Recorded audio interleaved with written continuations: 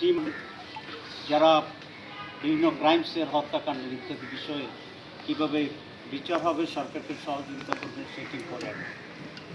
আমরা মূলত বিগত স্বৈরাচারী সরকারের এই দেশের উপরে, এই দেশের জনগণের উপরে যে নানাবিধ অত্যাচার করেছে, হত্যাকাণ্ড ঘটিয়েছে, সেগুলোর উপরেই তারা আমাদের কাছে জানতে চেয়েছিলেন। আমরা সে তথ্য দিয়েছি। আপনারা জানেন যে এই স্বৈরাচারী সরকার ৭২ থেকে ৭৫ সালে ক্ষমতায় ছিল, তখনও প্রায় ৩০,০০০ লোককে তারা হত্যা করেছে।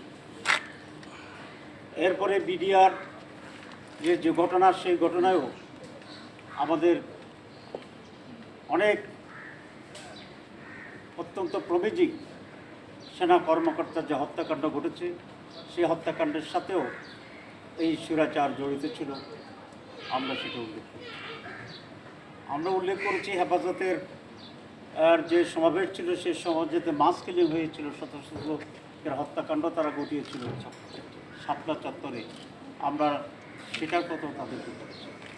আর সর্বশেষ এই মহা গণবিপ্লব, সকল শ্রেণীর মানুষের যে বিপ্লব, ছাত্র জনতার যে বিপ্লব, এই বিপ্লবকে ব্যর্থ করার জন্য যে নির্বিচারে তারা হত্যাকাণ্ড চালিয়েছিল, হেলিকপ্টার থেকে গুলি করা হয়েছে, মনে হয় যেন একটি বিদেশি শক্তির সাথে লড়াই হচ্ছে, নিজ জনগণের উপরে এইরকম হত্যাকাণ্ড, এটা নজিরবিহীন সারা দুনিয়াতে। এবং সেখানে ১.৫ বছরের শিশু থেকে শুরু করে বৃদ্ধ পর্যন্ত গুলিবিদ্ধ হয়ে হত্যার শিকার হয়েছে। এটাকে আমরা বলেছি এটা জেনোসাইড, গণহত্যা। এটাকে জেনোসাইড হিসেবে টেক আপ করে যেন সুষ্ঠু বিচার হয়, সেই ব্যবস্থা গ্রহণ করা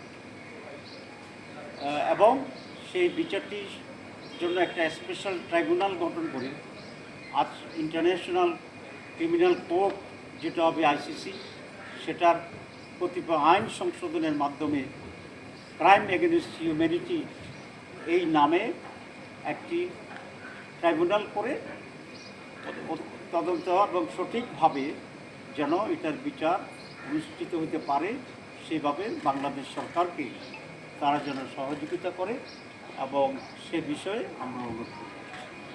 তারা দুঃখ প্রকাশ করেছে সমস্ত হত্যাকাণ্ডের জন্যে এবং বলেছেন যে আমরা এটা বোঝার জন্য আসছি। আমরা বিভিন্ন গ্রুপের সাথে, পলিটিক্যাল পার্টিদের সাথে আমরা আলোচনা করছি।